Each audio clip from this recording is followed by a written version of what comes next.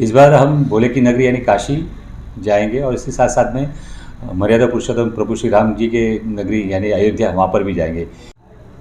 तेरा तुझको अर्पण, इस वाक्य का पूरी तरह से अनुसरण करते हुए अपने सार्वजनिक जीवन में, राजनीति हो, सामाजिक हो, धार्मिक, हर तरह के क्षेत्र में आप एक अजात शत्रु की तरह पूरे मीरा भाईंदर में और जहां जहां भी इनका संपर्क सूत्र है या एक बार राजनीति में विरोधी पक्ष के लोग भी है, वे इन्हें अजात शत्रु कहते हैं। सभी से एक समान प्रेम, मोहब्बत, निश्चल भाव, बहुत ही अच्छे और सच्चे इस शहर के पहली बार नगर सेवक बने और उसी 5 साल के कार्यकाल में 2.5 साल आपका उप महापौर का कार्यकाल स्वर्णिम रहा, यादगार रहा, अविस्मरणीय रहा।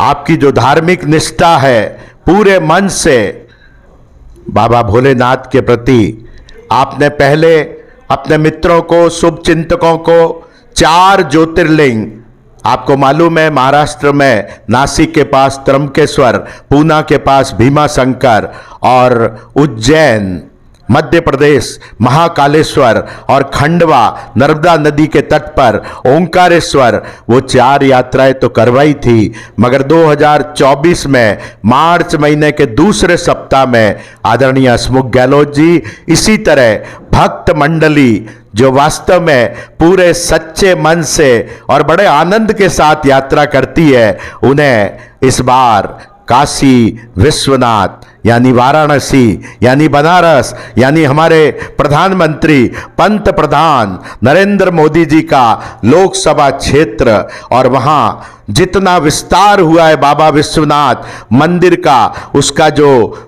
जगह, और अब बहुत जल्दी कम समय में हजारों लाखों लोग दर्शन कर पाते हैं वहां की यात्रा।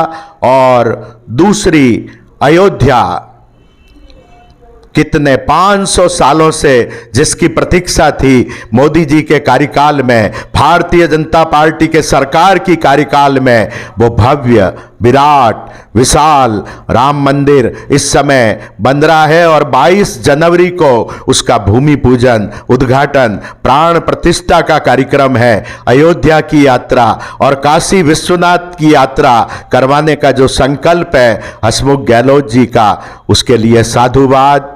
बहुत सुंदर व्यवस्थित प्रायोजित यात्रा रहती है हसमुख गहलोत जी। हसमुख गहलोत जी राजनीति के साथ साथ जिस तरह से व्यवहार के साथ, मृदुभाषी होने के साथ, मुझे तो लगता है ये एक अंतर्मुखी व्यक्तित्व है जो अपने से बात करके, अपने मन से इजाजत लेकर कुछ भी निर्णय लेते हैं। बहुत ही सुंदर राजनीति क्षेत्र में सक्रिय रूप से 5 साल ही हुए हसमुख गहलोत जी को, वैसे अभी चुनाव नहीं हुए तो 6-6.25 साल हो गए। निश्चित रूप से इनका भविष्य बहुत उज्जवल है, इनका जीवन अपने परिवार के साथ खुशहाल रहे और इसी तरह से आगे बढ़ते रहे। आदरणीय हसमुख गहलोत जी भाईंदर लोकल यूट्यूब जो चैनल है उस परिवार की तरफ से हसमुख गहलोत जी को, इनके जितने भी नियमित सहयोगी कर्मी हैं, उन सभी को बहुत बहुत शुभकामनाएं। हसमुख जी, आप पिछले कुछ वर्षों से आप यात्रा करवा रहे हैं ज्योतिर्लिंगों की। इस वर्ष कुछ यात्रा में खास है, हमने पेज पे भी देखा आपके, उस यात्रा में क्या खास है और कहाँ की यात्रा की और कैसे रहेगी? सबसे पहले मैं सभी को नमस्कार और हर हर महादेव कहूँगा। और ख़ास बात तो ये है कि हर बार हम अलग अलग ज्योतिर्लिंग में जाते हैं। इस बार हम भोले की नगरी यानी काशी जाएंगे और इसके साथ साथ में मर्यादा पुरुषोत्तम प्रभु श्री राम जी के नगरी यानी अयोध्या, वहाँ पर भी जाएंगे।